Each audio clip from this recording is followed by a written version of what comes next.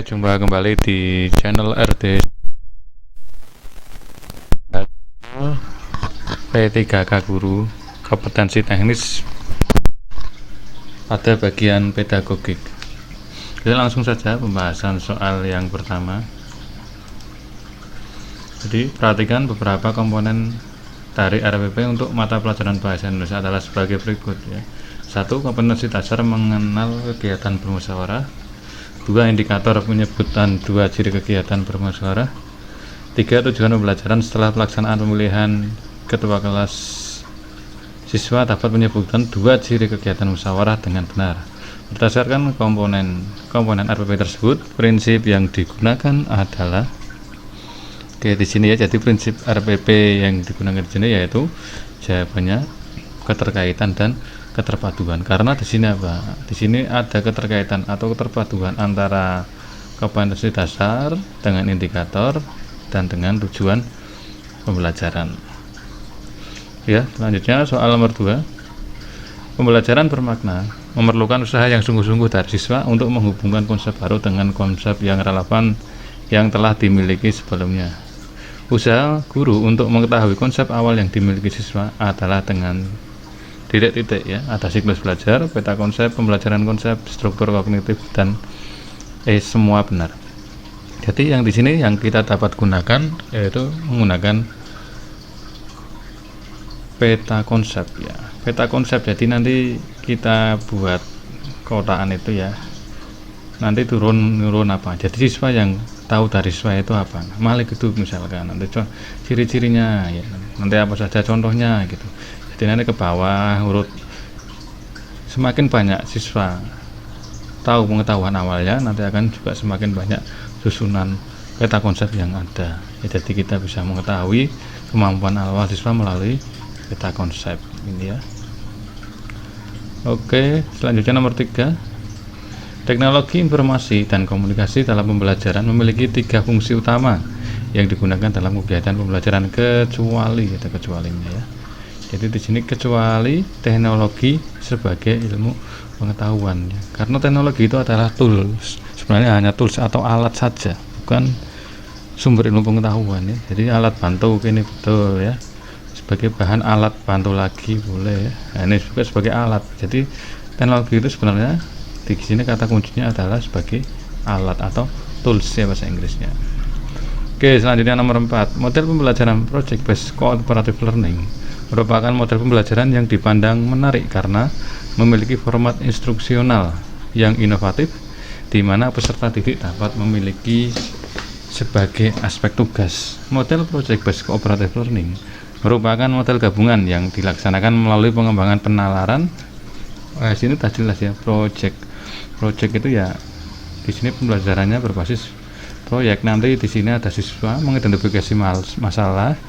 Nanti ada sebuah solusi, dihasilkanlah sebuah solusinya itu berupa proyek ya. Proyeknya nanti ada di sini hasil akhirnya produk. Nah itu ya. Jadi pembelajaran berbasis proyek, project based cooperative learning, PB ya. Nomor 5. Di bawah ini beberapa hal yang perlu diperhatikan untuk melakukan penilaian hasil belajar peserta didik kecuali. Nah ini ya. Nah ini kecuali ya, ini yang dilakukan pengurangan jika ternyata hasilnya banyak yang jelek. Kalau ditunjukkan untuk mengukur betul ya, menggunakan acuan kriteria berdasarkan pencapaian kompetensi betul. Ini juga kayak KKM itu ya. Ditindaklanjuti dengan program remedial juga bisa ya. Terus yang dilakukan sesuai dengan kegiatan pembelajaran. Nah, juga bisa ya. Nah, ini yang kecuali yang D. Nomor 6. Kompetensi yang harus dimiliki guru atau pendidik berdasarkan Permendiknas nomor 16 tahun 2007 adalah ini ada 4 kompetensi, yaitu kompetensi kepribadian, kompetensi pedagogik, kompetensi profesional dan kompetensi sosial ya. Jadi jawabannya yang B. Nomor 7. 1 acuan bagi guru dalam melaksanakan kegiatan pembelajaran sehingga dapat membantu proses belajar peserta didik secara optimal adalah apa deskripsi pengalaman belajar, silabus mata pelajaran, struktur pembelajaran, apa kompetensi dasar. Ini di sini ada acuan ya. dalam melaksanakan kegiatan pembelajaran. Kalau kita lihat di silabus, di dalamnya ada komponen kotak-kotak tabel itu ya, ada bagian yang namanya kegiatan pembelajaran. Nah, di situ membantu proses belajar peserta, titik, yaitu kita ya. Oke, dan itu juga sebagai acuan bagi guru ya. Oke, nomor 8, kurikulum 2013 menggunakan pendekatan penilaian yang disebut dengan istilah penilaian acuan kriteria atau PAK. PAK merupakan penilaian pencapaian kompetensi yang didasarkan pada kriteria ketuntasan minimal atau KKM. Ya, KKM merupakan kriteria ketuntasan belajar minimal yang ditentukan oleh satuan pendidikan dengan mempertimbangkan karakteristik komponen dasar yang akan dicapai. Terus ada daya dukung, terus ada karakteristik peserta didik ya. Dengan demikian, kurikulum 2013 menggunakan pendekatan penilaian yang didasarkan pada pendekatan. Nah, ini di sini ada penilaian, ada dua ya. Model penilaian acuan patokan atau kriteria. Terus yang kedua, penilaian acuan norma. Kalau patokan, ini berarti nanti ada istilahnya KKM. Ya, ada batasan kriteria ketuntasan minimal. Ada KKM-nya berarti patokan. Tapi kalau penilaian norma itu nanti didasarkan pada rata-rata kelas. Jadi tidak dibuat awal dulu patokannya. Ya, dari nilai satu kelas itu di rata-rata lah itu nanti jadi taruhlah jadi patokannya di situ ya. Jadi kalau dari KKM itu yang penilaian acuan patokan, kalau penilaian acuan norma nanti hasil dari rata-rata kelas itu. Kira-kira yang di atas rata-rata kelas siapa, yang di bawah rata-rata kelas siapa itu ya.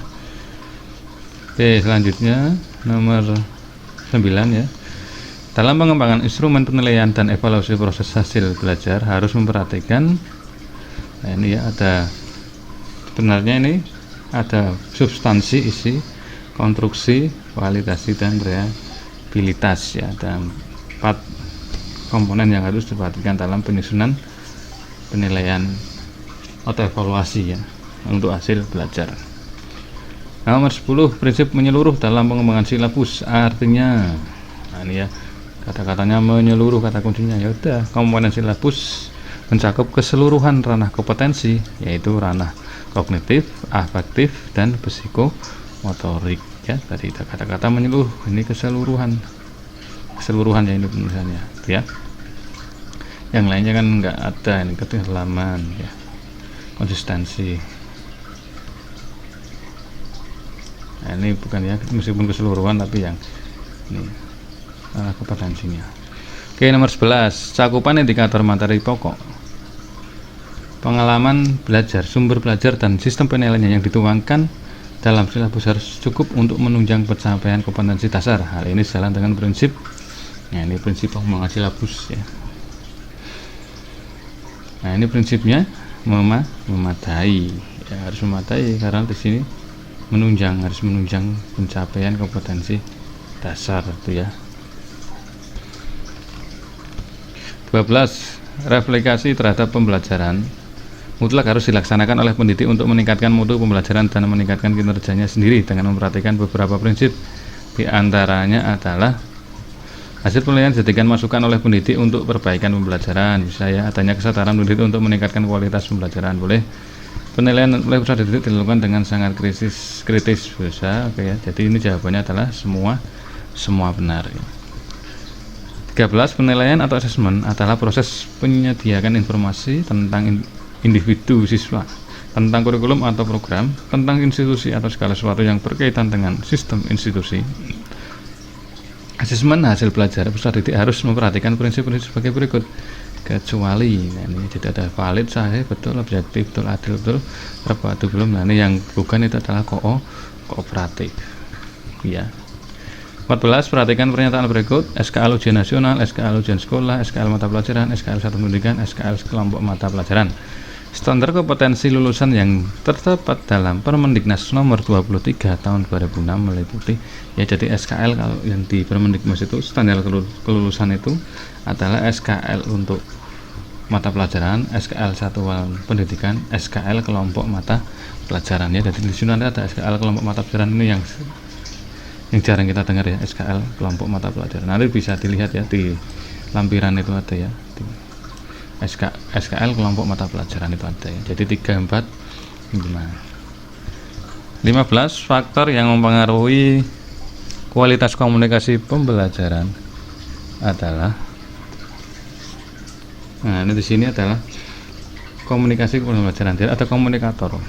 Ya, komunikator itu yang menyampaikan ya. Ada guru, ada materi, ada strategi penyampaian, dan media pembelajaran ya. Jadi ada alat untuk mengirim pesan ya, medianya. Nah ini komunikator sebenarnya, kalau komunikatornya siswa berarti komunikannya guru ya, jadi kebalikannya. Kalau komunikatornya guru, komunikannya siswa. Ada 2 arah itu di situ ya. Oke, nomor 16 berikut ada beberapa prinsip penyusunan RPP kecuali beberapa individu betul, partisipasi betul, budaya membaca betul, umpan balik tindak lanjut betul. Nah, ini yang bukan adalah beragam dan terpadu. Ini bukan merupakan prinsip penyusunan RPP. 17 di bawah ini yang merupakan ciri dari penilaian kelas adalah ya, penilaian kelas itu belajar tuntas, penilaiannya autentik, berkesinambungan, berdasarkan acuan kriteria ya. Jadi ada KKM itu ya, tadi menemukan berbagai teknik dan instrumen penilaian. 18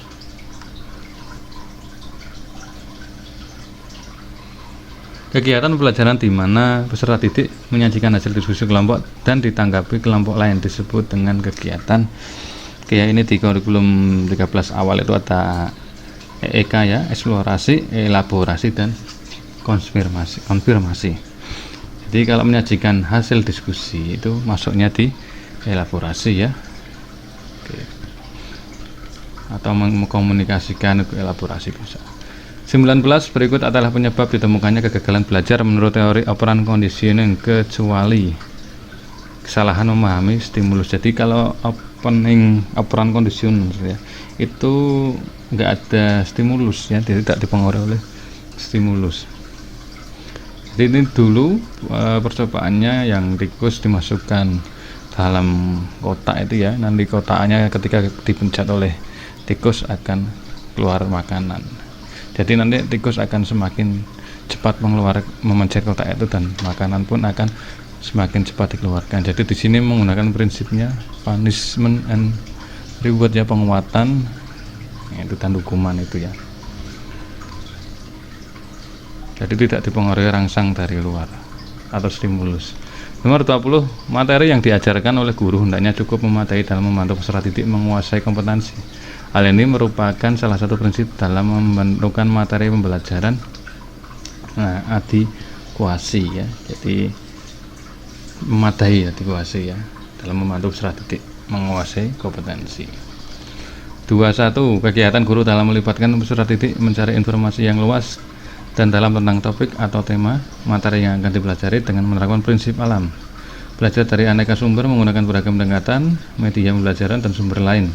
Memfasilitasi terjadinya interaksi antara peserta didik serta antara peserta didik dengan guru, lingkungan, dan sumber belajar lainnya. Melibatkan peserta didik secara aktif setiap kegiatan pembelajaran dan memfasilitasi peserta didik melakukan percobaan di laboratorium studi atau kegiatan disebut. Nah, ini sebenarnya dari awal kita nggak usah baca panjang-panjang ya. Di sini ada kata-kata mencari informasi. Nah, mencari informasi berarti apa? Eksplorasi, mengeksplor ya, nggak usah panjang-panjang dari awal, itu bisa menghemat waktu kalau kita lihat aja ya kata kuncinya di sini. Mencari informasi itu ya, eksplorasi.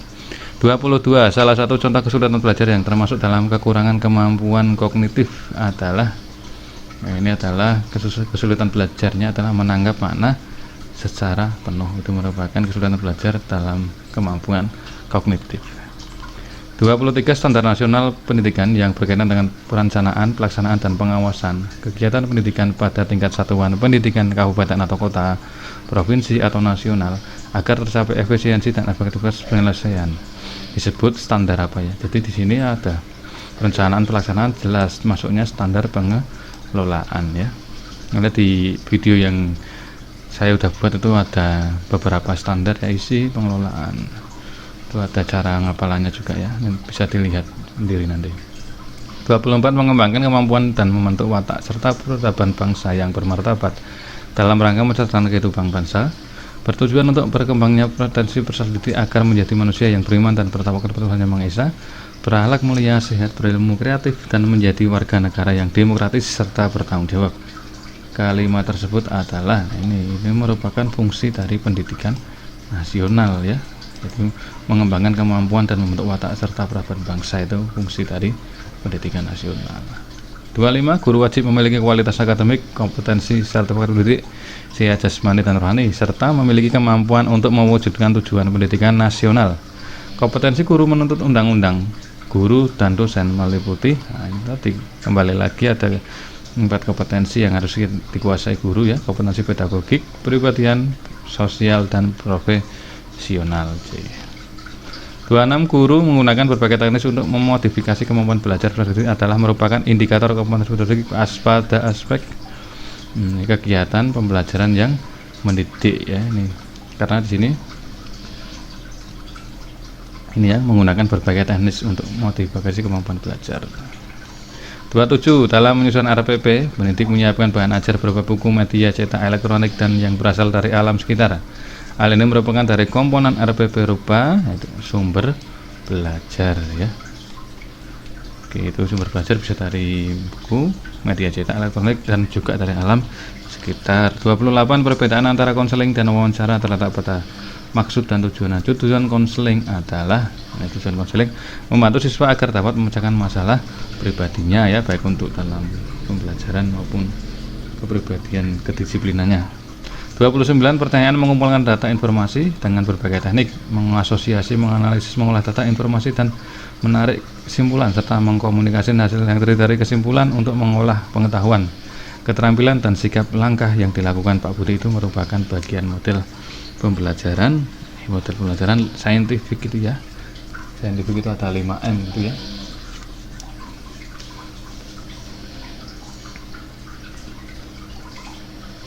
Terus nomor 30, upaya merancang pengayaan bagi peserta didik yang mencapai ketuntasan belajar optimal tampak dalam kegiatan guru sebagai berikut.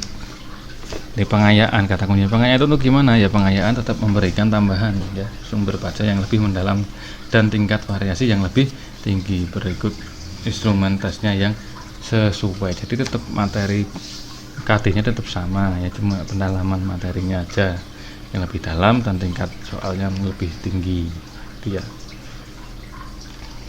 31. Seorang guru dapat menampilkan bahan tayang yang menarik perhatian siswa dalam belajar.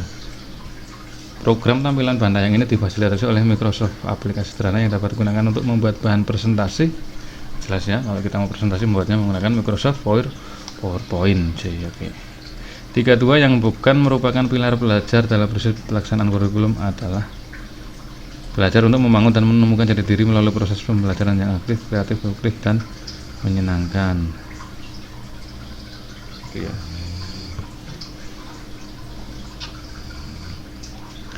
33.